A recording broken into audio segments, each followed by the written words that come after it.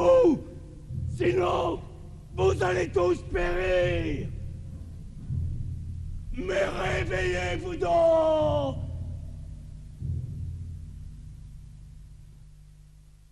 Des gens qui témoignent de leur vie. Mais ça plaît pas au pouvoir. C'est-à-dire que les gens qui souffrent d'une violence sociale, normalement, devraient s'écraser. Ils devraient vraiment la fermer. Et on fait notre premier criage à 3. Il y a une grosse demande d'être entendu, écouté et compris en tant que citoyen. Ces 3 dernières semaines ont fait naître un monstre qui a échappé à ses géniteurs. Moi, mon combat maintenant, c'est les violences policières. Et je lâcherai pas le morceau.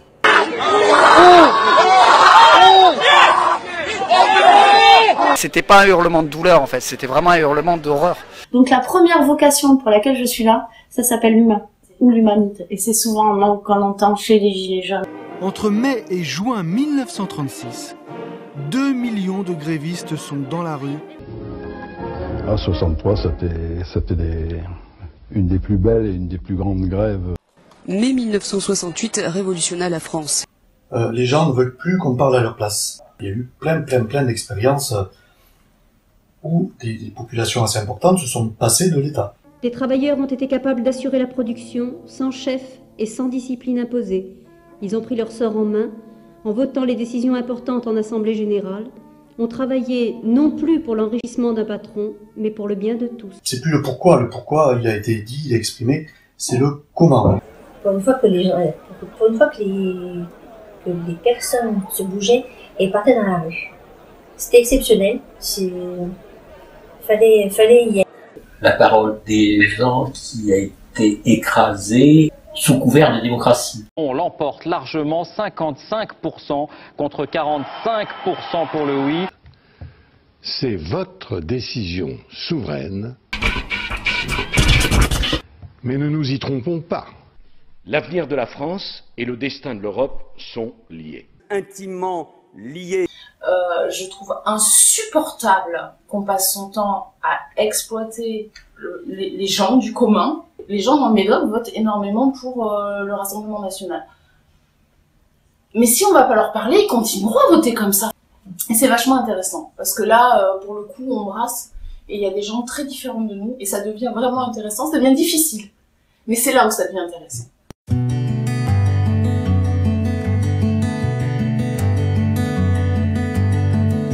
Petit collectif qui s'est créé il y a quelques mois.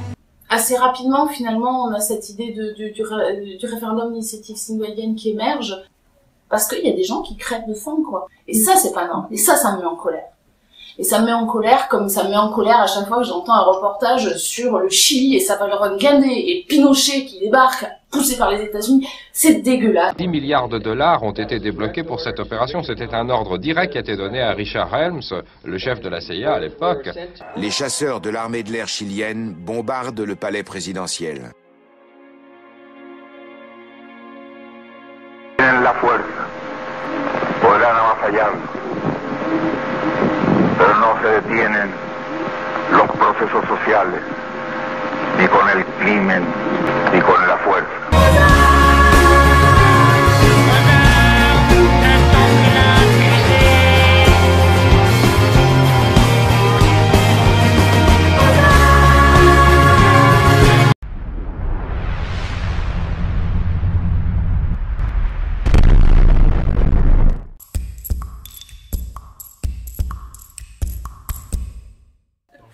Je m'appelle Élodie, je suis crieuse de rue. Je dirais que j'ai pas de métier, mais j'ai des activités. Donc, je suis professeure de théâtre, éducatrice en général. Je suis aussi permacultrice. Je fais tout un tas de choses qui est plutôt de l'ordre des activités. Et je suis surtout militante pour la démocratie.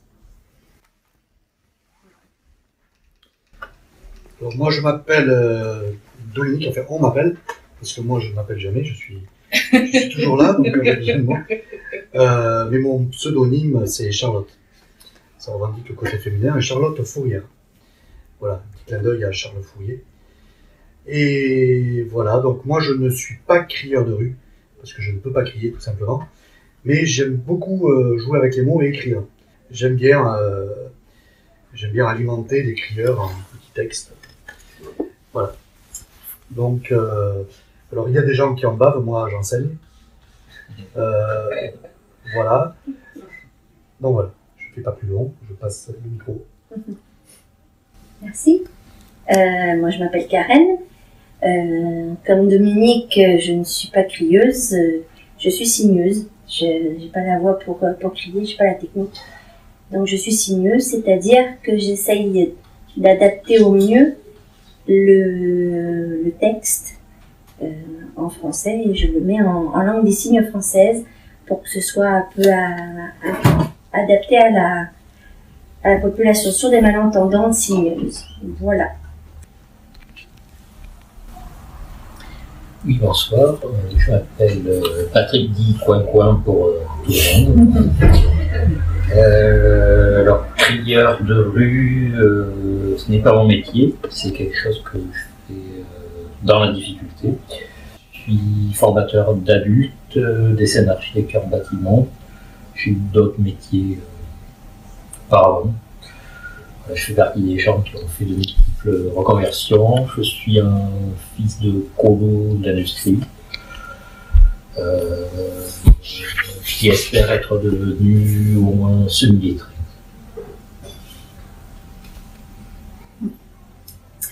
Donc moi c'est Laure, je suis crieuse de rue et à mes heures perdues je suis aussi éducatrice spécialisée en protection d'enfance.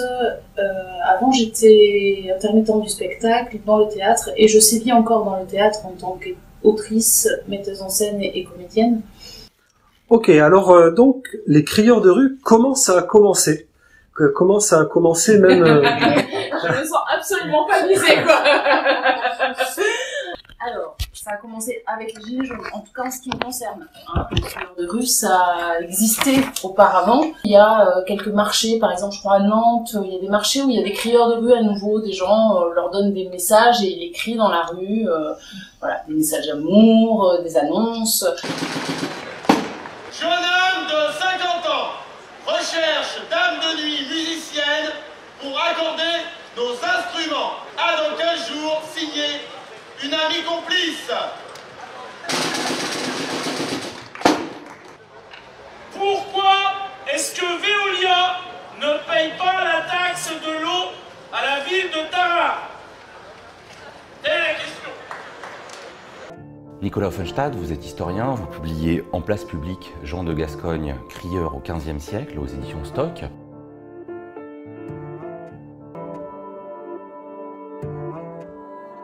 En fait, le crieur public au Moyen-Âge est, à mon avis, et c'est une des thèses que je défends dans le livre, un personnage clé de la vie politique.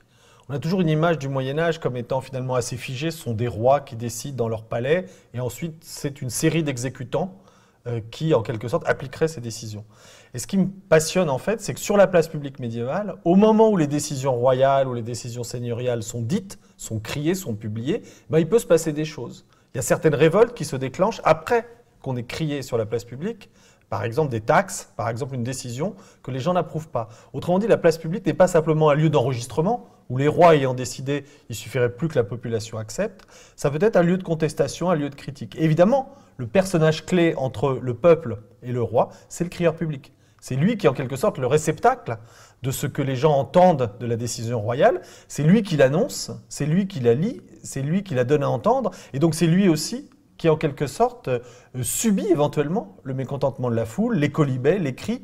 Autrement dit, j'ai essayé de montrer dans ce livre que le crieur public, loin d'être simplement un personnage qui dirait la parole royale, est finalement une figure politique. C'est un petit homme du peuple, c'est un homme qui a des tâches limitées, mais qui peuvent avoir une fonction très politique. Et c'est ça qui est passionnant, c'est d'articuler en quelque sorte une parole publique, une parole politique, une parole royale, avec une situation, celle de la place publique, où finalement chacun est peut-être en danger, peut-être soumis à des pressions des uns ou des autres. Et je crois que ça rend un Moyen-Âge aussi beaucoup plus politique, et pas seulement un Moyen-Âge où on déploie de grandes cérémonies royales, de grandes décisions, des fastes, et où tout le reste ne serait qu'administration.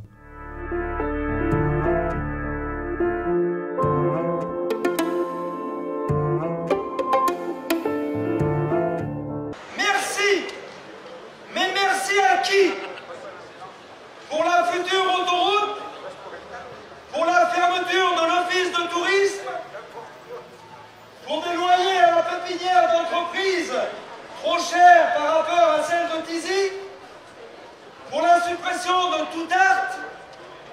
Merci de prendre en compte pour tout ça l'humain. Les crieurs publics devraient être déclarés d'utilité publique et remboursés par la Sécu.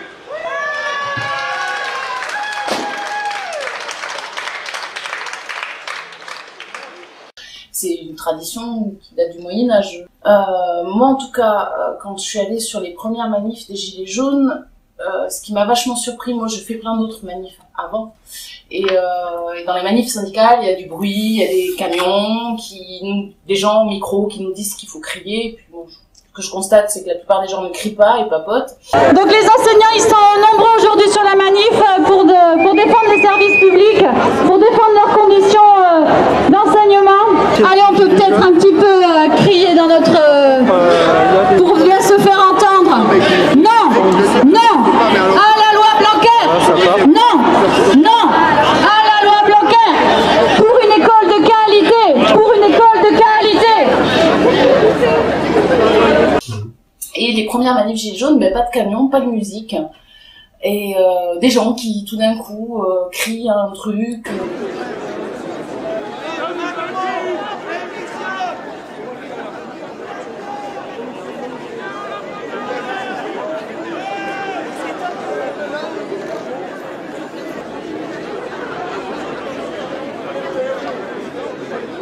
Voilà. Et petit à petit, il y a l'envie de mettre des mots. Ce qui m'est venu comme image assez vite aussi, c'est le 8 décembre, quand il y a eu les premiers feux dans Bordeaux. C'était l'image de la Révolution française, hein, vraiment, avec ce peuple qui se bat, vraiment, et en même temps qui met pas de mots.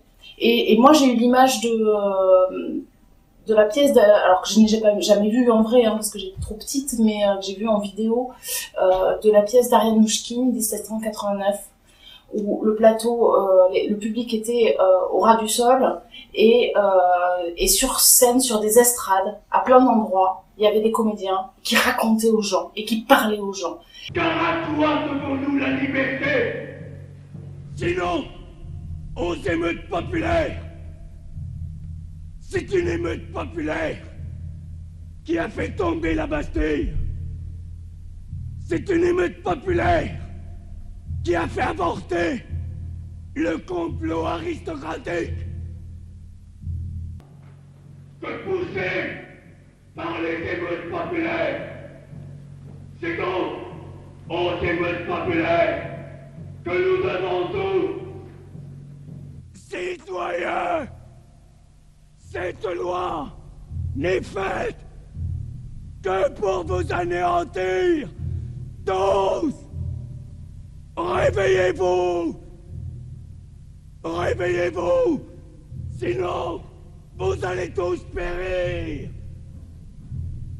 Mais réveillez-vous donc!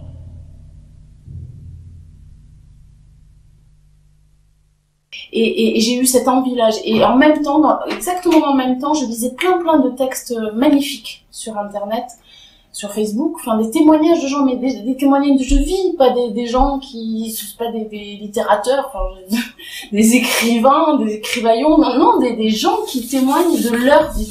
Et je me disais, putain, enfin, ça, il faut qu'on le passe. Ça, c'est des mots qu'il faut qu'ils se passent. Des femmes qui sont seules avec des gamins, qui vivent dans la montagne, qui savent pas comment, enfin, aller travailler, ça leur coûte cher, et qui s'adressent à Macron, et qui s'adressent, et moi-même, voilà. Et je me sens concernée, et j'ai envie de ça. Donc je l'ai proposé une première fois, ça n'a pas été suivi dans un groupe de Gilets jaunes. Les gens étaient d'accord, ils trouvaient ça super, mais personne ne voulait le faire. Ce qui s'est passé plus tard, en fait, à peu près au mois de fin janvier, début février, c'est que j'ai écrit un texte moi-même, que j'ai partagé sur ma page Facebook, et qui a été énormément relayé. Et à ce moment-là, j'ai un de mes anciens élèves de théâtre qui me propose de faire crieur avec moi. Parce que je lui dis, j'aurais aimé le crier, mais j'ose pas, je suis toute seule. Il me dit, moi j'ai déjà fait ça, j'ai travaillé à TAC, je profite. Si Théo nous voit, je le remercie énormément, parce que je crois que je ne serais jamais lancée sans Théo. Et on serait pas tous là, du coup, parce que c'est vraiment grâce à lui que... grâce à lui que ça s'est déclenché. Et donc on fait ça à l'arrache. Lui, il a l'habitude, il a fait ça avec Attaque, il est dans le théâtre aussi. On se lance. Et là, dans la manif, mais alors vraiment à l'arrache, hein, à un moment, on trouve un spot, on dit tiens, on se pose là, on y va. Et à la victoire, mon texte marche très bien. Et quelque temps après, quelqu'un vient me féliciter pour mon texte sur Facebook. Je lui dis, on l'a crié dans la rue, ça a très bien marché. Cette personne-là me dit, ah, ça m'intéresse beaucoup. C'est quoi crieur? On en parle. Quand je lui dis, il me dit que ça m'intéresse énormément. C'est Hervé. Qui me dit, mais j'ai un copain qui, je suis sûre que ça l'intéresserait beaucoup, il faudrait qu'on se rencontre. C'est Yac. Bonjour. Salut. Impressionnant Tu vas faire peur à tout le monde. Impressionnant ton personnage. Tu peux nous en parler? Qu'est-ce que ça symbolise pour toi? Non, c'est pas, je suis pas mort en vrai, donc ça n'est que du symbole. Ici, tout est symbole. Et c'est pour tout à l'heure, pour les crieurs de rue, on a l'habitude de faire ce genre de choses. Par rapport aux amputés et aux gens qui ont perdu un œil, ça symbolise quel va être le niveau ultime de la police dans les violences. Est-ce que c'est attendre que des gens meurent pour qu'on arrive à se rendre compte de ce qu'est la violence d'État, de ce qu'est le niveau de pression et de pression sur les gens de façon à limiter leur liberté d'expression, à limiter leur liberté d'exercer leurs droits politiques, leurs droits de réunion, les libertés de façon générale, c'est jusqu'où ils vont aller. Et actuellement, c'est bien parti pour que, si le mouvement continue, c'est bien parti pour qu'avec cette escalade de violence, il y ait des morts prochainement. À partir du moment où des gens qui souffrent n'en peuvent plus se soumettre à la violence sociale, nécessairement, ils recourent à la manifestation, ils recourent aux cris, aux écrits, mais ça ne plaît pas au pouvoir. C'est-à-dire que les gens qui souffrent d'une violence sociale, normalement, devraient s'écraser. Ils devraient vraiment la fermer, ils devraient rester dans leur coin, ils ne devraient pas parler. Le pouvoir est fait pour écarter la totalité de ces gens-là, de façon à ce qu'ils assument eux-mêmes leur souffrance et à ce qu'ils ne vivent pas leurs conditions sociales comme une violence. Or, c'est une violence. La réponse des Gilets jaunes a paru violente au pouvoir alors que c'est ridicule. Il y a eu 3 vitrines pétées, 2 voitures qui ont brûlé, enfin c'est absolument ridicule. Et derrière la violence en réaction de la part du pouvoir était colossale. L'État exerce une double violence vis-à-vis de ces gens-là. Et j'arrive pas à comprendre que les Gilets jaunes ne soient pas devenus plus violents. J'arrive pas à comprendre qu'il n'y ait pas plus de gens dans la rue, qu'il n'y ait pas plus de gens qui se sentent concernés par cette situation. Quand on est en ville et que des gens perdent une main ou perdent un œil, j'ai un garçon qui a perdu un œil à 20 mètres de moi, 25 mètres de moi, et dans la rue d'à côté, les gens continuent à faire leurs courses. Il était en train de se passer quelque chose d'absolument dramatique. La vie de ce garçon a basculé, il était artisan, il avait 25 ans, sa vie a basculé en l'espace d'une seconde, mais dans la rue d'à côté, les gens continuent à faire leurs courses. De toute façon, je crois qu'il y a une indifférence généralisée. Ce qui est très intéressant avec les Gilets jaunes, c'est dans le mouvement des Gilets jaunes même, le groupe des Gilets jaunes, les groupes de Gilets jaunes qui se sont constitués, sont sortis de l'indifférence et de l'individualisme. Et ces gens se sont retrouvés et ont fait bloc. Ils ont fait bloc parce qu'ils se sont rendus compte que d'autres, que eux, souffraient. Et au lieu de rester devant leur télé, c'était la première fois pour beaucoup qu'ils allaient sur des ronds-points, qu'ils allaient dans des assemblées générales, qu'ils se réunissaient, qu'ils s'exprimaient même au milieu d'autres personnes. Et à ce moment-là, ils sont sortis de l'indifférence, ils sont sortis de l'individualisme et ils ont commencé à créer quelque chose de collectif. Alors que ce collectif s'était perdu dans les partis politiques et s'était perdu dans les syndicats. Très intéressant ton témoignage, je te remercie beaucoup. Merci à toi. Et je te souhaite une bonne soirée. Merci, je vais ressusciter après. On se rencontre, on décide de faire les crieurs de rue, ils font des pancartes, ils sont super. Et on fait notre premier criage à 3. Et puis petit à petit, Patrick nous rejoint, Karen, je sais pas dans quel ordre après, mais vous êtes tous arrivés les uns après les autres et qui certains on se connaissait, d'autres on se connaissait. Combien au total absolument. Au final, on a eu, je veux pas oublier personne, hein. Il y a eu Théo, même qu'une fois, il était là. Ouais. Puis je redis, hein, on n'a pas fait sans lui. Hervé, Yac, Patrick, Karen, Fanny, voilà, qui a crié aussi, Elodie, et puis on a Christine. Voilà. Et puis il y a Katia aussi. Oui, alors on a eu pendant un moment, assez régulièrement, quand elle le pouvait, Katia qui venait nous accompagner avec sa marionnette. Est-ce que vous pouvez nous parler des causes que vous défendez, c'est-à-dire qu'est-ce qui vous donne envie de crier des textes? Qu'est-ce qui a fait que vous aviez souhaité rejoindre le mouvement des Gilets jaunes, tout simplement? Qu'est-ce qui vous fait de vous des Gilets jaunes? Parce que vous êtes crieur de rue, vous êtes aussi Gilets jaunes au final. Moi j'ai rejoint le mouvement le 8 décembre, quand il y a eu du feu partout. Et pourquoi j'ai rejoint ce mouvement? Moi, j'avais fait partie, d'ailleurs je suis contente de pouvoir le dire, en 2008, il me semble, il y a eu un mouvement qui s'est appelé Jour de colère, qui a rassemblé une grosse manifestation à Paris, qui était censée être une manifestation de convergence. Moi, j'ai rejoint Jour de colère dans ce sens qu'il fallait absolument converger parce que c'était absolument insupportable de vivre ce qu'on vivait et surtout cette dégradation du lien qui nous mettait en conflit les uns avec les autres. Et quand j'ai été faire Jour de colère, je me suis rendu compte que ça avait été récupéré par les mouvements d'extrême droite. Donc ça a été quelque chose de terrible pour moi. Et comme en plus je suis curieuse et avide de savoir, d'informations, etc., je comprenais à peu près comment ça se passait dans le monde, les 1% qui gèrent le reste de la population et qui créent les séismes, parce que c'est carrément de cet ordre-là qu'il y a entre les gens et la déshumanisation du monde. Donc quand est arrivé le mouvement des Gilets jaunes le 17 novembre pour l'essence, parce que c'est pour ça que c'est arrivé, pour moi, c'était le revival de Jour de colère, et d'autant plus que j'avais perdu espoir en cette humanité, ou en tout cas, je faisais quelque chose à côté, d'autres choses à côté, et c'était pas possible.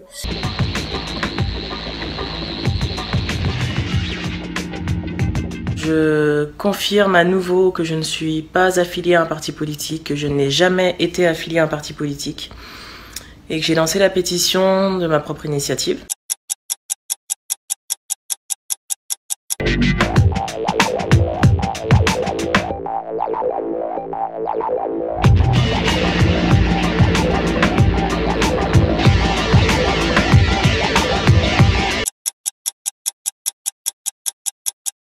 Je viens faire une petite vidéo coup de gueule.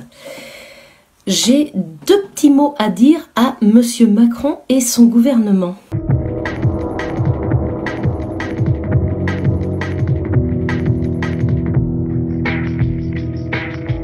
Quand est-ce que ça va se terminer, la traque aux conducteurs que vous avez mis en place depuis que vous êtes là? Mais qu'est-ce que vous faites du pognon? À part changer la vaisselle de l'Élysée ou vous faire construire des piscines? On se demande.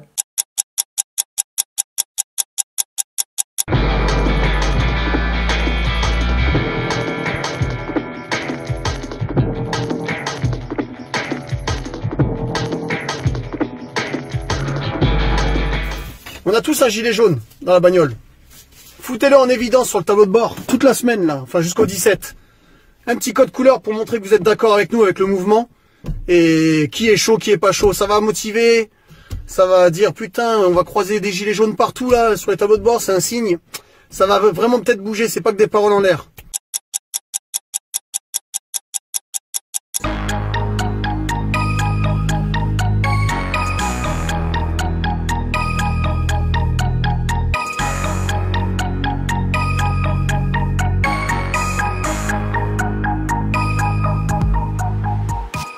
Macron, démission! Macron, démission!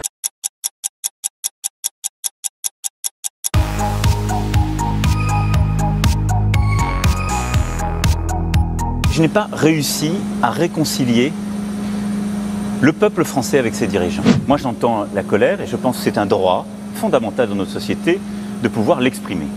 Et donc que nos concitoyens qui considèrent qu'aujourd'hui, ils ne sont pas entendus, pas considérés, s'expriment et le disent, d'abord il faut le respecter, il faut l'entendre, et ils ont tout à fait le droit de manifester, de s'exprimer, et ils le feront samedi. Et ce sont donc plusieurs dizaines de gilets jaunes en scooter qui sont ici, plusieurs points de ralentissement et de blocage sous le périphérique parisien. Moi, le message, c'est la vie trop chère, c'est le ras-le-bol, on ne nous écoute pas. Voilà, je voudrais qu'on nous écoute. Monsieur Lassalle, veuillez immédiatement retirer ce gilet.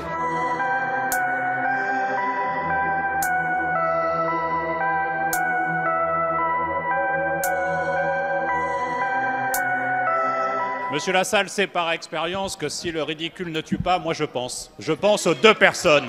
Je pense aux deux personnes qui sont mortes depuis samedi. Je pense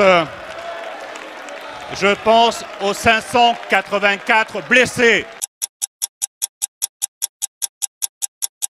La situation est... Oh là là là là. Vous mettez médias et quelle propagande d'État?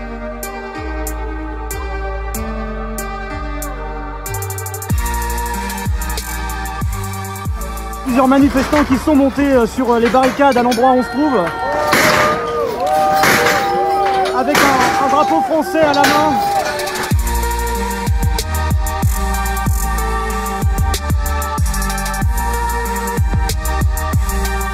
Voilà, les forces de l'ordre qui sont en train d'avancer sous une pluie. Ah, le bâtard! Oh putain de merde! Oh, mais je suis trempé là! Quand des gens défilent sur les Champs-Élysées en expliquant « on est chez nous », oui, ceux-là, ils font partie de l'ultra-droite et ils rappellent les heures sombres de l'histoire de France.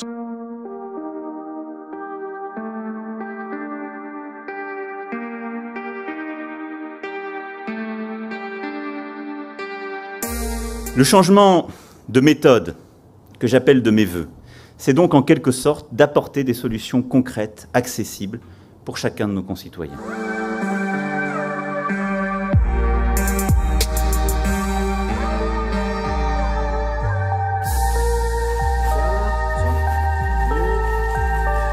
On n'arrive pas là ici comme des représentants, plus comme des messagers. Il y a une grosse demande d'être entendu, écouté et compris en tant que citoyen.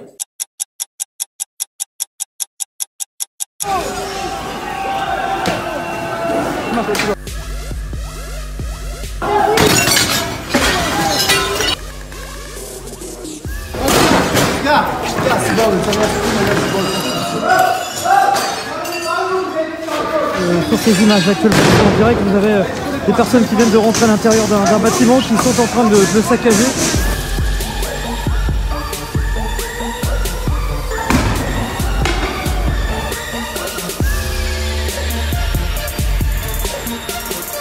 Ça, c'est ce qui est projeté par les forces de l'ordre et c'est avec ça que le gaz lacrymogène sort de ces petits embouts en plastique. Et puis ici même, vous avez ces pavés qui pèsent au moins 2-3 kilos et qui sont pour quelques personnes utilisés. Quelques personnes les utilisent comme projectiles en direction des forces de l'ordre.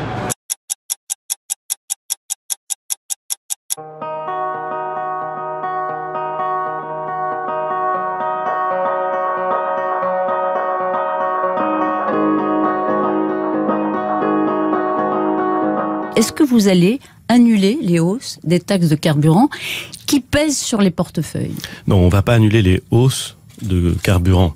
Je suspends, pour une durée de 6 mois, ces mesures fiscales. La hausse de cette taxe est désormais abandonnée dans le PLF 2019. C'est pas quand ça souffle qu'il faut changer de cap.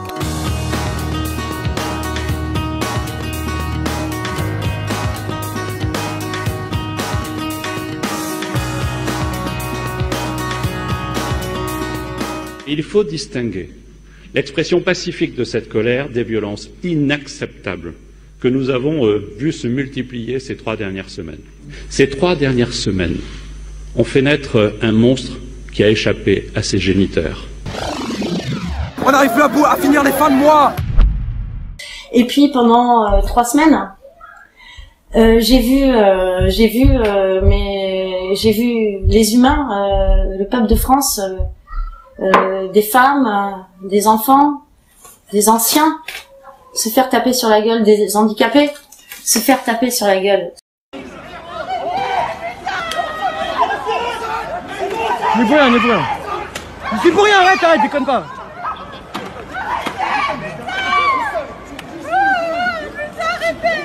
Arrêtez!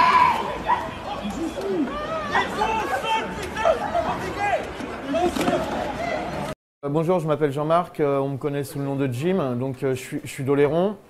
Je suis horticulteur, mais je ne peux plus exercer mon métier parce que je me suis fait shooter le 8 décembre par un flashball à, on va dire, 5-7 mètres de distance. J'ai perdu mon œil, ma face droite a explosé, mes dents ont explosé, mes sinus ont explosé.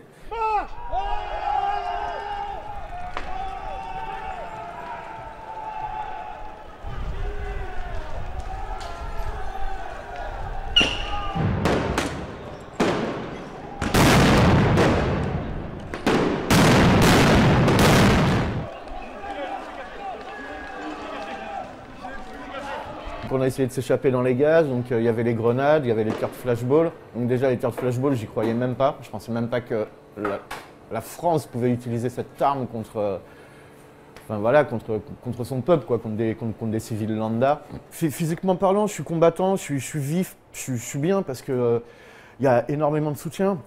Par contre, moralement, j'ai des faiblesses. Des faiblesses parce que la perte d'un œil, c'est quelque chose de très dur.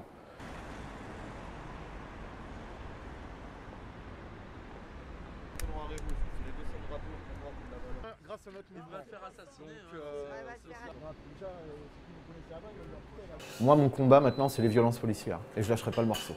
C'est un petit peu dur quand même parce que moi, j'ai fait mes armes chez les paras, au 9e RCP à Pamiers. J'ai défilé en 97 sur les Champs-Élysées pour des valeurs républicaines que je pensais justes à l'époque. Et maintenant, mon drapeau, je crache dessus au drapeau français. J'ai honte.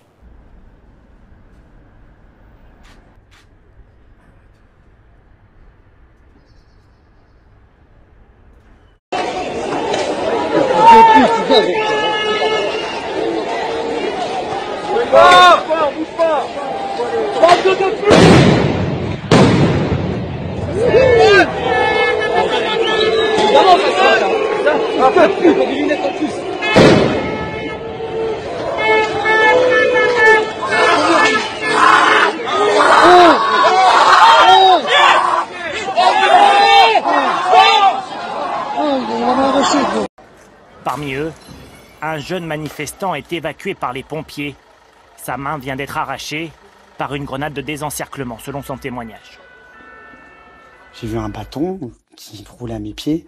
Les seuls trucs que j'avais vu rouler à mes pieds jusque-là, c'était de la lacrymo. Quand je l'ai ramassé pour le lancer, le truc explose. Ma main explose. Ils peuvent pas nous envoyer ça dans la gueule. Il y avait un énorme feu de barricade qui s'était monté sur la place Péberlan. Et je me suis approché, il y avait les CRS d'un côté, les manifestants de l'autre, et moi je me suis approché, et là j'ai vu un truc rouler à mes pieds, et c'était une Gli F4 quoi. Et qu'est-ce qui s'est passé? T'as voulu la ramasser ou qu'est-ce qui s'est passé en fait? En gros, j'avais déjà vu en fait les grenades lacrymogènes qui sont grises en forme de tube gris. Avec du rouge dessus, et du coup moi je m'étais dit, ça ressemblait vachement à ce qui avait roulé à mes pieds, et en fait il se trouve que non, c'était une grenade GF4 et c'était pas du tout une lacrymo classique. Donc moi au moment où l'objet roule à mes pieds, en fait ça se met à fumer et je me dis juste je veux pas me prendre autant de lacrymo dans la tronche d'un coup, donc je me baisse pour essayer de la ramasser et de l'envoyer plus loin, pas forcément sur les flics ou quoi, mais juste quelque part où je serais pas. Et c'est au moment où je me relève avec la grenade dans la main qu'elle explose et que elle m'emporte la main quoi. T'as dû être très impressionné, t'as dû avoir très peur sur le coup quand t'as vu ta main qui disparaît comme ça, non? Sur le moment c'est vraiment le choc, c'est vraiment toute notre réalité, toute notre vie qui bascule d'un coup. Après sur le moment j'ai pas eu mal en fait en soi. Le cerveau il coupe la douleur en fait, il y a un rush d'adrénaline qui fait qu'on sent pas la douleur et on la sent beaucoup plus tard en fait, une fois que j'étais à l'hôpital, voilà. Et du coup j'étais complètement conscient et j'étais en train de prendre conscience du fait que j'avais perdu ma main. C'est-à-dire que sur le moment pile, je m'en rends pas bien compte et c'est qu'au moment où je suis retourné vers les manifestants et que j'ai vu leur visage, que j'ai vu leur expression vraiment d'horreur, que j'ai regardé ma main et que là j'ai vu à quel point c'était horrible quoi, à quel point c'était vraiment gore Il y avait ma main qui pendait avec les chairs complètement arrachées. Il y avait les os qui pendaient. Enfin, c'était... Quand tu as vu ça, ta première réaction, ça a été quoi? Bah alors, il y a une vidéo qui traîne sur internet où on me voit. La première réaction, c'est j'ai hurlé. J'ai hurlé et c'était pas un hurlement de douleur en fait, c'était vraiment un hurlement d'horreur. Parce que bah, c'est une scène tellement irréaliste, tellement surréaliste que bah, enfin on n'y croit pas, mais on se rend compte en fait, c'est la réalité qui vous frappe en pleine face quoi. Ça t'arrive parfois dans les rêves, ça revient des fois où tu fais des cauchemars là-dessus, ou ça s'est calmé ou... Non, ça va ça. J'ai pas de syndrome post-traumatique. Il y a d'autres blessés qui eux ont vraiment des syndromes post-traumatiques où ils revivent leur traumatisme. Moi il se trouve que là-dessus j'ai eu de la chance, mais les psychologues m'ont prévenu sur le fait que c'est possible que ça arrive après, que des années plus tard effectivement j'ai un syndrome post-traumatique qui me revienne. Est-ce que tu penses que pour l'instant tu es encore dans la dynamique du mouvement, dans la motivation de te battre avec les Gilets jaunes pour les idées que tu portes et les idées que le mouvement porte, et que si un jour ça commence à retomber tout ça, que tu reprends un peu ta vie d'avant, c'est là que ça pourrait peut-être revenir, ou comment tu imagines ça? Alors clairement je suis encore dans la dynamique des Gilets jaunes, effectivement j'ai mis quoi, 2 semaines avant de revenir en manif. Pour moi le mouvement des Gilets jaunes il n'est pas encore fini et j'ai pas intention de l'abandonner, je serai là jusqu'au bout. Après c'est rajouter pour moi le cheval de bataille de fait d'interdire les grenades et le LBD, parce que pour moi mon combat c'est de faire en sorte que les gens puissent manifester sans avoir peur effectivement de perdre une main ou de perdre un œil ou autre chose. Mais voilà, enfin et pour le après, à partir du moment où le moment se sera calmé, oui probablement qu'effectivement il me restera juste moi et mon moignon. C'est sûr que ça va faire bizarre. Mais après j'ai la chance d'avoir énormément de soutien au niveau de la famille, au niveau des amis et même au niveau des gens que j'ai rencontrés depuis 6 mois en manif. Enfin voilà, donc je sais que je ne serai pas complètement perdu non plus, mais évidemment que ce sera un moment difficile. À bientôt Antoine, attention il y a des voitures encore.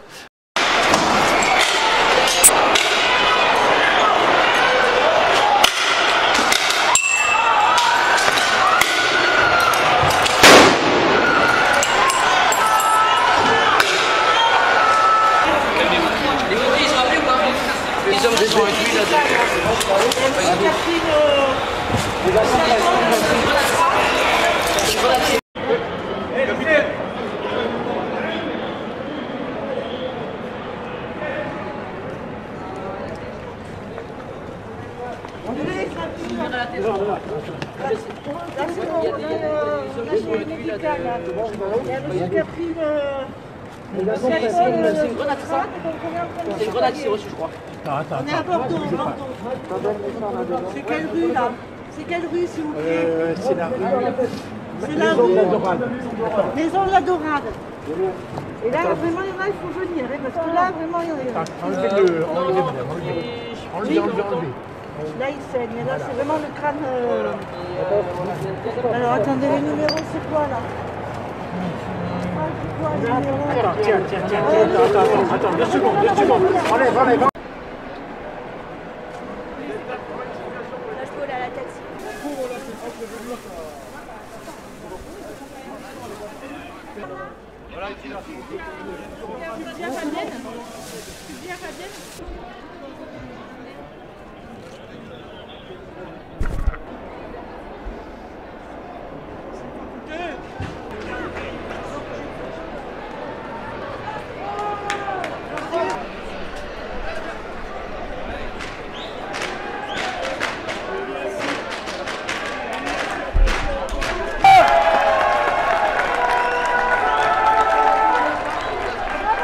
C'est vraiment ça qui a fait que le 8 décembre, c'était juste hors de question pour moi que j'y aille pas, parce que j'avais enfin une vraie raison d'y être. J'avais perdu cette foi en l'humain. J'ai parlé avec des gens, j'ai couru avec des gens, j'ai évité des LBD, j'ai été gazée à la lacrymo, j'ai vu des gens ensanglantés, et que ensemble, on était là pour cette cause, on se ramassait, etc. Et ça a remis absolument tout en question. Donc la première vocation pour laquelle je suis là, ça s'appelle l'humain ou l'humanité. Et c'est souvent un mot qu'on entend chez les Gilets jaunes. Être digne aujourd'hui, pour moi qui suis tributaire des aides sociales, des banques alimentaires, c'est de pouvoir moi-même faire une banque alimentaire pour amener les autres, pour aider les autres. Alors la banque alimentaire, c'est 6000 volontaires aussi qui vont se mettre en place durant ce week-end-là. C'est 700 000 repas qui vont être servis. On nous a demandé effectivement de ne pas les bloquer et au contraire de les fluidifier. Et en fait, les gilets jaunes à Marseille, et j'invite tout le monde à faire pareil, eh bien en fait, on va les aider. On va les aider. On va faire les gilets jaunes et les gilets oranges. Parce que ces gens-là qui souffrent, on ne peut pas, au-delà de ne pas les bloquer, on va surtout aller les aider. Donc j'invite tous les gilets jaunes de France à se rapprocher de la banque alimentaire, de voir ce que l'on peut faire ce week-end dans les magasins pour être à leur côté. C'est 700 000 repas rien que dans les Bouches-du-Rhône, c'est 6 000 personnes qui vont se mobiliser en gilet orange. Et voilà, donc pour moi, ça c'est une action citoyenne qui va dans le bon sens de notre action. Et vous voyez, ça aujourd'hui, c'est fondamental dans ce mouvement-là. On a arrêté d'être des victimes, on est devenus des acteurs et des crieurs. Voilà. Je me rappelle plus la question. C'est quelles sont les causes que vous défendez en fait? Pour quelles raisons tu es gilet jaune, crieur de rue? Au départ, moi ça fait pendant très longtemps, je suis resté très longtemps dans ma chambre à bouquiner plein de trucs sur l'histoire, notamment l'histoire des pauvres gens qui se sont rebellés à toutes les époques, hein. Depuis Spartacus jusqu'à tous les mouvements ouvriers du XXe siècle, etc. Mais que s'est-il passé au printemps 1936? Le pays traverse une crise économique et début mai, les élus d'une coalition de gauche, le Front Populaire, remportent les législatives. Mais alors que le gouvernement de Léon Blum n'est pas encore constitué, des grèves éclatent partout en France. La grève, qui s'est étendue à de nombreux corps de métier, donne à Paris un aspect inattendu. Entre mai et juin 1936, 2 millions de grévistes sont dans la rue, toute la France ouvrière est au ralenti. Et pour la première fois dans le pays, des grévistes occupent des usines. Début juin, chose inédite, représentants du personnel et du patronat se retrouvent autour d'une table et négocient sous la houlette du gouvernement. Les salaires étaient bas. Quand nous sommes allés à Matignon, présenter des fiches de paye au patron dont ils ne se vantaient pas. Ils trouvaient simplement à redire qu'ils ignoraient cela. Les discussions ont été très difficiles? Non, pas difficiles du tout. Ces conversations se sont déroulées dans un climat très courtois. 7 juin 1936, signature des accords de Matignon. Les avancées sociales sont exceptionnelles, bien résumées dans cette reconstitution de l'époque. Le salaire des jeunes ouvriers est porté de 80 centimes à 3 francs de l'heure. Les journées de grève seront payées intégralement. Et nous obtenons les contrats collectifs, les délégués ouvriers, les 40 heures, 15 jours de congés payés pour tout le monde. Mais au printemps 1938, le Front Populaire se disloque. Le nouveau gouvernement supprime plusieurs acquis. Des milliers de syndicalistes sont licenciés. C'est la fin d'une échappée belle. La classe ouvrière française mène actuellement une grève d'une importance décisive pour faire aboutir ses revendications. De nombreuses couches sociales, notamment chez les étudiants et les milieux universitaires, exigent un changement fondamental de leur situation. Les syndicats des mineurs et ETAM, CGT, CFDT, FO du Nord-Pas-de-Calais, réunis à Lens ce 21 mai, réaffirment leur volonté de voir aboutir les revendications de la corporation minière, principalement l'augmentation de leur salaire et prix de tâche, le retour à la semaine de 40 heures, la sauvegarde et l'avenir de notre industrie charbonnière, la défense et l'amélioration de la sécurité sociale minière, le respect et l'extension des libertés syndicales. Transportés par 360 véhicules divers, 2000 ouvriers des mines de fer de Lorraine ont participé à la marche sur Paris. Cette démonstration destinée à alerter l'opinion publique aura constitué la manifestation la plus spectaculaire de la grève des mineurs qui était entrée dans sa 3e semaine. Au 17e jour de leur mouvement, alors que l'on croyait une issue proche, les mineurs des charbonnages se sont réunis à Lens au nombre de 40 000 au cours d'un grand meeting. Ah, 63, c'était une des plus belles et une des plus grandes grèves. Elle a démarré en mars, mais je dois dire que elle pouvait démarrer bien avant. On a retardé les grèves de 63 parce que l'hiver de 63 avait été particulièrement très dur et la France manquait de charbon. C'est pourquoi nous n'avons pas hésité à retarder le mouvement. La grève s'est enclenchée dans l'unité de toutes les organisations syndicales et elle a débouché sur un succès revendicatif très important, pas seulement pour les mineurs, puisque par exemple la 4e semaine de congé payé a été acquise pour l'ensemble des travailleurs dans cette période et après cette période. Mais les puits continuent à fermer. Ce n'est plus désormais le métier de mineur qu'il va falloir défendre, mais l'existence même de la mine.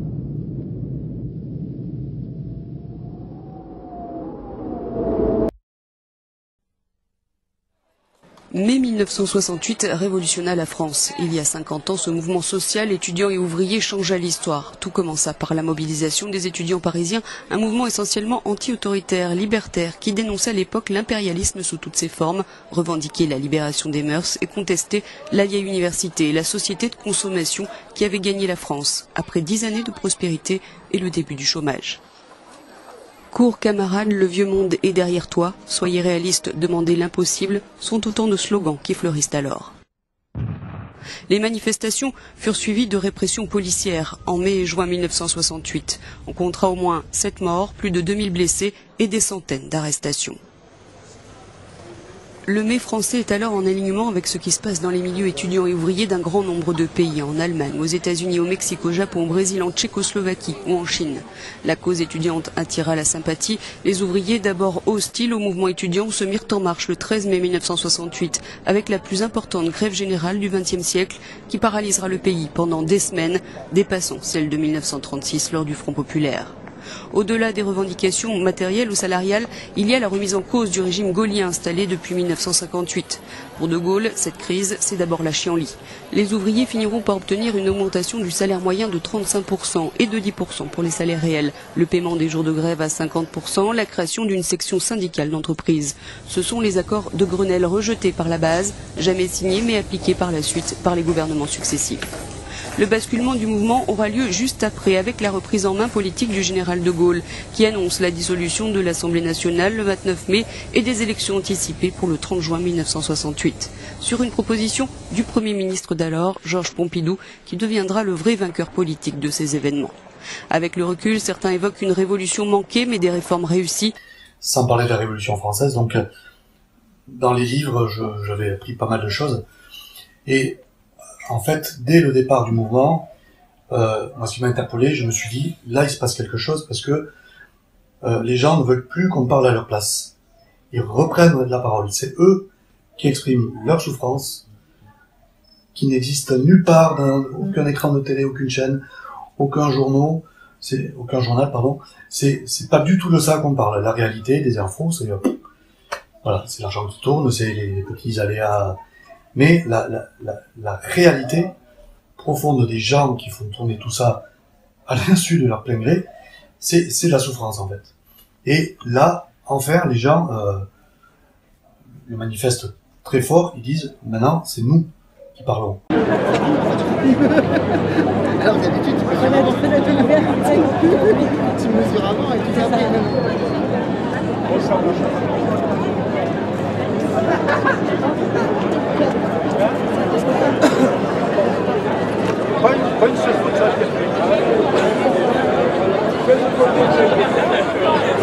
Il y a eu plein d'expériences où des populations assez importantes se sont passées de l'État. Alors, j'aurais du mal à dire que je suis anarchiste, mais je sais qu'il y a eu des expériences anarchistes en Espagne, en Ukraine, dans les années 20, qui ont fonctionné, qui ont été massacrés dans le sang, mais qui ont fonctionné. L'autogestion industrielle. La révolution sociale qui se développe dans le sillage de la guerre en Espagne à partir de juillet 1936 réalise pleinement le grand principe de la première internationale. L'émancipation des travailleurs sera l'œuvre des travailleurs eux-mêmes. Ce sont les principes libertaires qui s'imposent, c'est-à-dire que les décisions viennent de la base. En l'occurrence, ce sont les syndicats qui, dans les entreprises, dans les fédérations d'industrie, s'emparent des moyens de production et décident de leur nouvelle utilisation. Les travailleurs ont été capables d'assurer la production sans chef et sans discipline imposée. Ils ont pris leur sort en main en votant les décisions importantes en assemblée générale, ont travaillé non plus pour l'enrichissement d'un patron, mais pour le bien de tous. Les travailleurs espagnols ont réalisé l'autogestion au sens propre, la gestion directe des entreprises et des services par les ouvriers eux-mêmes. Tant du point de vue de la technologie que de celui de l'organisation, et alors que les ingénieurs et les patrons sont partis, les collectivités vont démontrer la faculté d'adaptation et l'efficacité, même sur le plan purement économique, de la collectivisation.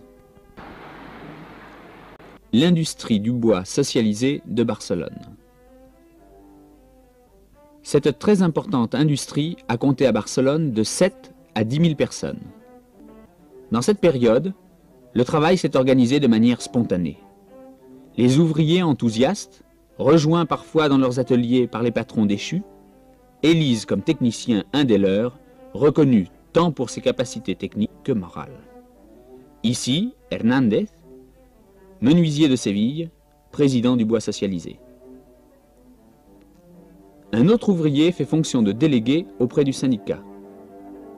Un conseil économique représentait l'organisation vis-à-vis de l'industrie du bois.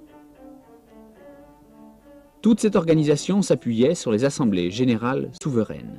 Les relations avec les autres secteurs de l'économie se font de manière préférentielle par échange, produit fini contre vivres des collectivités agraires. La concurrence, notamment avec l'industrie socialisée du bois de Valence, est pratiquement éliminée. Chacun produit un type et une qualité de meubles bien déterminée. Cependant, dans l'ombre, les dirigeants d'hier, d'abord isolés et débordés par l'initiative populaire, continuent à tisser le réseau des règlements, des obligations, des interdictions et des censures. En un mot, sous la houlette du principal parti de gauche, le Parti socialiste, dont le chef Largo Caballero est prêt à tous les opportunismes, le monde de la politique, les Álvarez del Valle, les Prieto, etc., tente de reconstruire l'État. L'abandon des principes libertaires ira loin. Il y aura en Espagne des ministres anarchistes, et aussi des généraux, des lieutenants et des caporaux anarchistes. Même si les conditions de la guerre expliquent bien des choses, elles ne peuvent quand même pas tout justifier. Au sein de la CNT, naissait alors la contradiction. Faire d'une part la révolution dans les usines et les campagnes, et d'autre part, collaborer à plus ou moins grande échelle avec les restes du pouvoir politique républicain, en s'égarant ainsi dans la contre-révolution. Les communistes, rouage essentiel de ce pouvoir et maîtres de l'appareil policier, se sentent alors suffisamment appuyés pour provoquer les affrontements armés de mai 1937 à Barcelone et l'intervention des troupes de Lister contre les collectivités agraires d'Aragon en application d'une politique planifiée depuis Moscou, comme en témoigne la Pravda du 16 décembre 1936. Au terme de cette présentation de l'œuvre constructive de la Révolution espagnole, il convient de rappeler ce que furent les paroles finales du Congrès de Saragosse, qui continue d'être la plus claire expression de la pensée de la Confédération nationale du travail. Un point de départ de l'humanité jusqu'à sa pleine libération. Que tous ceux qui se sentent l'intelligence, l'audace et la capacité suffisante améliorent notre œuvre. Et c'est toute... moi, c'est une question que j'arrive pas à me sortir de la tête, c'est plus le pourquoi. Le pourquoi, il a été dit, il est exprimé, c'est le comment maintenant. Comment on passe à autre chose, comment on se débarrasse enfin de cette caste, oui, c'est 1% à l'échelle de la planète qui fait crever 99%. Quoi.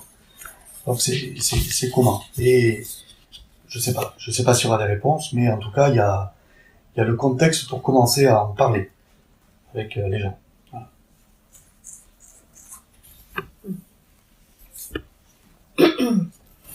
Eh bien moi, le 17 novembre, j'y étais. J'y étais parce que pour une fois que les personnes se bougeaient et partaient dans la rue. C'était exceptionnel. Fallait y aller. Pour le pouvoir d'achat, bien sûr. On y était tous, de toute façon. Alors pourquoi gilets jaunes et pourquoi crieurs? Parce qu'on a beaucoup dit que les gilets jaunes ne savaient pas ce qu'ils voulaient. La parole des gens qui a été écrasée sous couvert de démocratie. Quelque chose qui est très récurrent dans le mouvement gilets jaunes, c'est le référendum de 2005, Maastricht. Les gens on leur donnait la parole pour quelque chose. Et puis 2 ans plus tard, on leur a soufflé. On l'emporte largement, 55% contre 45% pour le oui. Vous avez majoritairement rejeté la Constitution européenne. C'est votre décision souveraine. Mais ne nous y trompons pas. L'avenir de la France et le destin de l'Europe sont liés. Intimement liés. Maintenant, l'enjeu est de remettre de la politique en Europe, de ne plus abandonner l'Europe. Il faut que ce soit sérieux, que ce soit grave, pour éviter après la contamination, pour pas que ce soit un épisode en quelque sorte qui n'emporte aucune conséquence. Moi je fais partie des gens qui poussent à fond pour que ça soit dur, c'est parce que il faut qu'on voit ce que c'est. Il faut prendre au sérieux. Voilà. Il faut prendre au sérieux. Ils ont voulu sortir, mais on va respecter leur vote, mais jusqu'au bout. Ils vont le bouffer jusqu'au bout. Le fait que ça soit qu'on humilie les gens parce qu'ils n'ont pas de ressources. Et les médias mainstream disaient, en fait, ils savent pas ce qu'ils veulent, ces gilets jaunes. Ils disent tout et n'importe quoi, l'essence, machin, tout ça, c'est contradictoire. Et alors, l'idée des crieurs, c'est-à-dire de dire ce que voulaient dire vraiment les gens, avec ce fameux texte que je sais même pas qui l'a écrit, qui est le 17 novembre, ce n'est pas à cause de l'essence. Effectivement, c'est à cause de l'essence. Ça a été l'étincelle. Mais derrière, il y avait du monde. Derrière, il y avait au moins 3-4 décennies de gens en colère parce qu'ils s'appauvrissaient et parce qu'ils se sont rendus compte que la pseudo-démocratie représentative, donc crieur pour ça, pour dire ça, pas dire c'est pas juste des gens qui veulent un truc perso. Cette parole-là n'était pas entendue, quoi. Alors, moi, gilet jaune depuis le 17 novembre. Et oui, à cause du prix de l'essence. Parce que je suis en colère depuis très très longtemps. Comme je le disais tout à l'heure, j'ai fait beaucoup de manifs avant. Je suis en colère contre les injustices sociales en règle générale. Je trouve insupportable qu'on passe son temps à exploiter les gens du commun, nous, à imposer tout. Les TVA sont sur les produits alimentaires de première nécessité, mais quand est-ce que ce sera à 0%? Enfin, c'est insupportable. C'est un impôt qu'on paye tous les jours. À chaque fois qu'on achète un produit de consommation, on paye la TVA.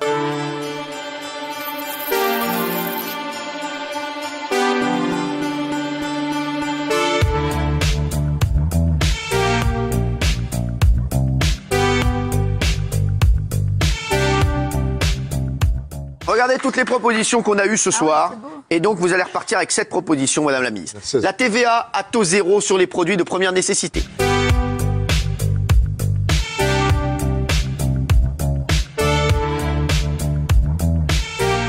Lorsque vous achetez quoi que ce soit, un livre, une casserole, en réalité, vous payez un impôt qui est compris dans ce produit que vous achetez. Qu'il y ait un manque de cohérence sur les taux de TVA, c'est absolument évident.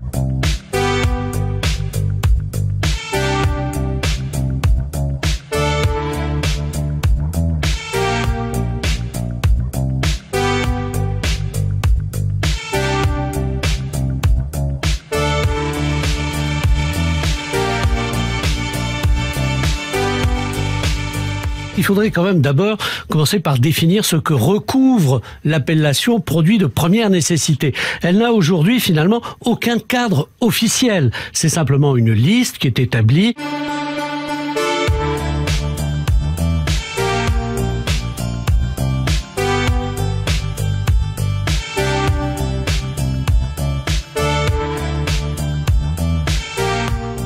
Sur la TVA, je dis simplement, à chaque fois qu'on bouge un taux, ça coûte des centaines de millions ou des milliards d'euros aux contribuables et au trésor public. Et il faut qu'en regard de ça, les Français puissent se dire ça améliore vraiment ma vie quotidienne. Si c'est pas que ça leur rapporte quelques centimes ou quelques euros chaque mois, je pense qu'ils ne seront pas convaincus.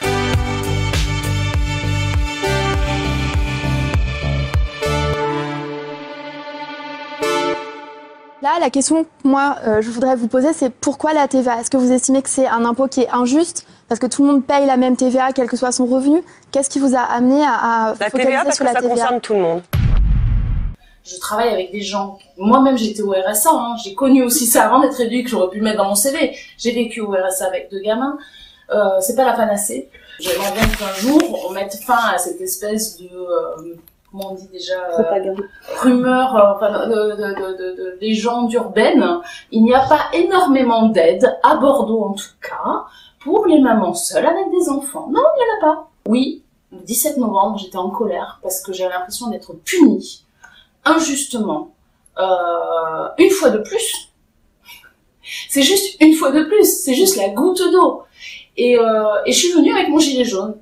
Mon compagnon n'a pas fait ce choix-là, il est venu sans gilet jaune, il m'a dit quand même, je veux voir qui sont ces gens-là. On avait des rumeurs comme quoi c'était extrême droite, machin, tout ça. Et on y allait. Il se trouve qu'on a retrouvé plein de copains, et puis plein de gens avec qui on a discuté. Et puis là, après tout, enfin, même si les gens ils pensent pas comme nous, s'ils sont en colère comme nous, jusqu'à quand on va se tirer dans les pattes? Enfin, moi je travaille dans le Médoc. Oui, ces gens-là votent, enfin, les gens dans le Médoc votent énormément pour le Rassemblement national. Mais si on va pas leur parler, ils continueront à voter comme ça. Enfin, il y a un moment où juste moi je suis éduque, quand je vais voir des parents défaillants, je leur dis pas, vous êtes des parents défaillants, vous êtes minables. Non. C'est quoi votre histoire? Pourquoi vous en êtes arrivé là? Enfin, on se parle, on apprend à se connaître, on a une histoire. Ça, on l'expérimente sur un autre groupe, qui est On the Rick, où on travaille sur la démocratie participative, et on essaye de faire des ateliers, on fait des ateliers constituants, mais aussi on fait de l'auto-formation entre nous. Et c'est vachement intéressant, parce que là, pour le coup, on brasse, et il y a des gens très différents de nous, et ça devient vraiment intéressant, ça devient difficile. Mais c'est là où ça devient intéressant.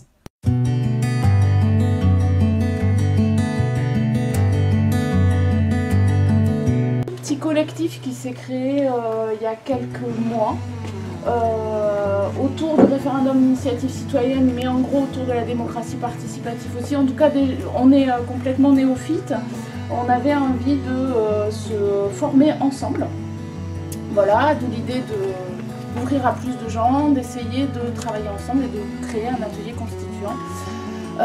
Nous ont rejoint Quentin et Arnaud, qui eux ont une bonne expérience, donc ils vont un peu chapeauter cet atelier constituant, qui nous ont coachés et qui vont chapeauter l'atelier constituant aujourd'hui. On va avoir un travail on va vous faire d'abord une petite présentation pendant 30 minutes, mais rapide, du RIC. Qu'est-ce que c'est le RIC? Dans quel pays il y a des référendums d'initiative citoyenne? Et après, on va passer en travail d'atelier constituant, travail de groupe pendant 1h30. Et après, un travail de restitution en assemblée plénière.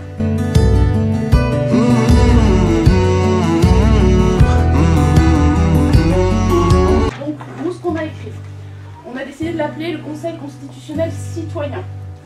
Un Conseil constitutionnel citoyen est créé à chaque niveau de décision territoriale.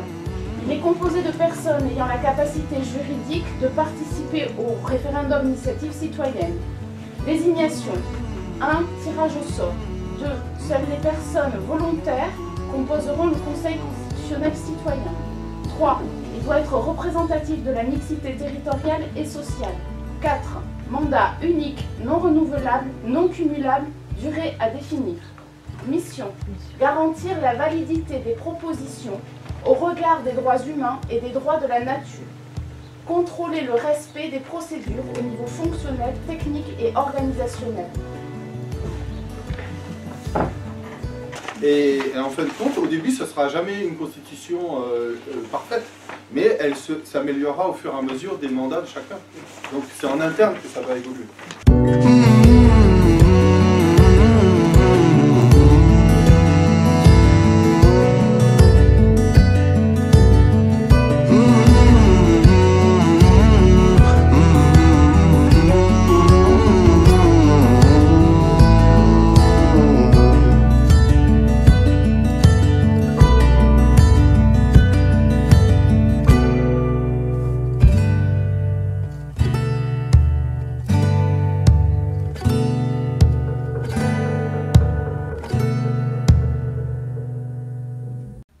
assez rapidement, finalement, on a cette idée du référendum d'initiative citoyenne qui émerge.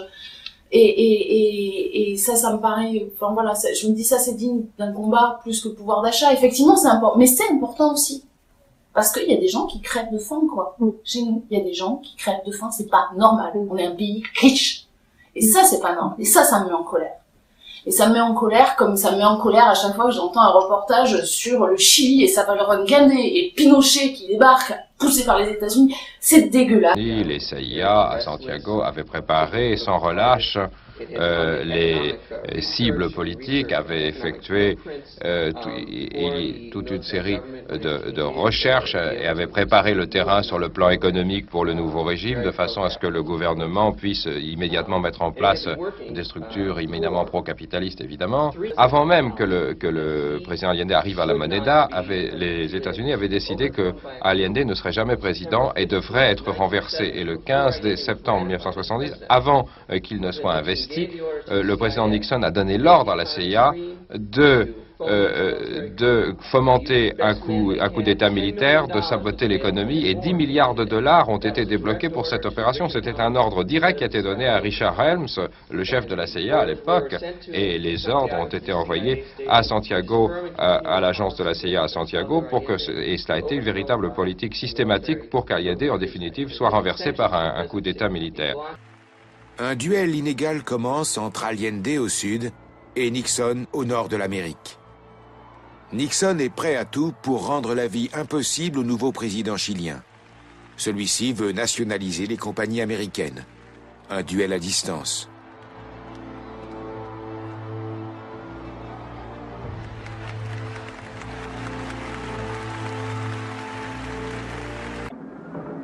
La CIA finance des groupes d'opposition au Chili. Ils exploitent sans hésiter la moindre erreur du gouvernement socialiste d'Allende. Les troubles se multiplient. Les adversaires d'Allende savent depuis le début qu'ils peuvent compter sur les États-Unis. Les pressions rendent la position d'Allende de plus en plus intenable.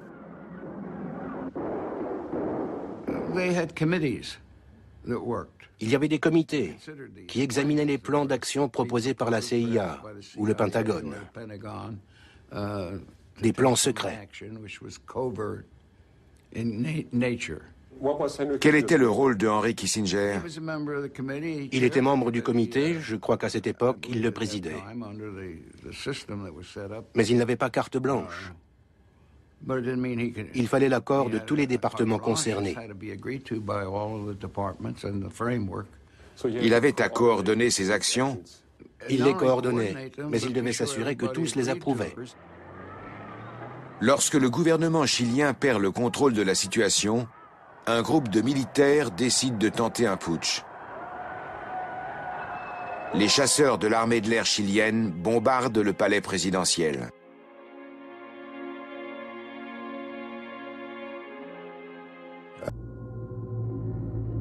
Le 11 septembre 1973, on annonce la mort de Salvador Allende. On ne sait pas encore s'il a été assassiné ou poussé au suicide. 5 jours plus tard, un dimanche, Nixon, apparemment de très bonne humeur, appelle Henry Kissinger. Il existe une transcription de cette conversation privée. Le président parle d'abord de choses et d'autres. « Où êtes-vous, à New York ?» Kissinger lui répond. « Non, je suis à Washington, je travaille. J'irai peut-être voir un match de football cet après-midi, si j'ai fini. » Nixon. « Bien, bien, c'est le début de la saison. C'est mieux qu'à la télévision. Rien d'important de votre côté ?» Kissinger. « Non, pas grand-chose. La situation au Chili s'améliore. Et bien entendu, les journaux se lamentent parce qu'un gouvernement pro-communiste a été renversé. » Nixon. « Elle est bien bonne. » Kissinger. « Au lieu de nous féliciter, sous Eisenhower, on aurait été des héros. » Nixon. « Oui, mais n'oubliez pas que nous n'avons rien à voir dans tout ça. » Kissinger. « Ce n'est pas nous. Nous avons seulement donné un coup de pouce en rendant les choses possibles. »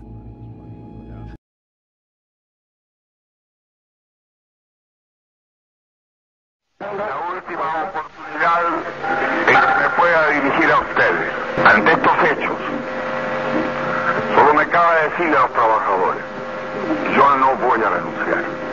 Colocado en un tránsito histórico, pagaré con mi vida la lealtad del pueblo. Tienen la fuerza, podrán avasallarnos, no se detienen los procesos sociales, ni con el crimen, ni con la fuerza. De nuevo, abrirán las grandes alamedas por donde pase el hombre libre para construir una sociedad mejor. ¡Viva Chile! ¡Viva el pueblo! ¡Vivan los trabajadores! Estas son mis últimas palabras. Tengo la certeza de que mi sacrificio... Dès que le peuple, dès que les gens ont voulu s'en sortir, ont voulu faire quelque chose de fraternel, la fraternité, elle est que écrite sur nos frontons, elle n'est pas réelle. Et ils n'en veulent pas. Et ce ne sont que des images d'Épinal. Et tout ça, ça me met en colère. Pardon. Je suis super... Ça remonte là. J'étais en vacances, c'était descendu, ça remonte. Je crois que les Gilets jaunes ont été l'occasion aussi d'exprimer cette frustration et de dire voilà, je suis là, là c'est possible. Voilà, maintenant, là, ici, et c'est maintenant. Bon, on avait dit une interview sans crier, mais c'est parfois difficile de tout contenir. Donc on voit bien, on comprend bien ce qui vous anime.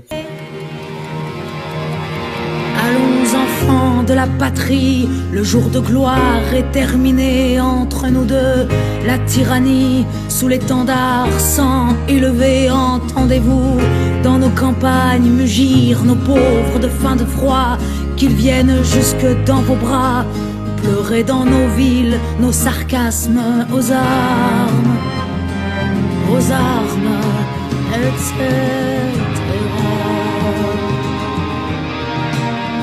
Que veut cette horde militaire de traîtres et de rois conjurés quand ils nous traînent, quand ils nous traitent de cons, de braves, de pauvres français quoi?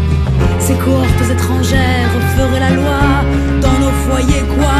Nos flics soldats mercenaires alors qu'on est tous étrangers aux armes, etc.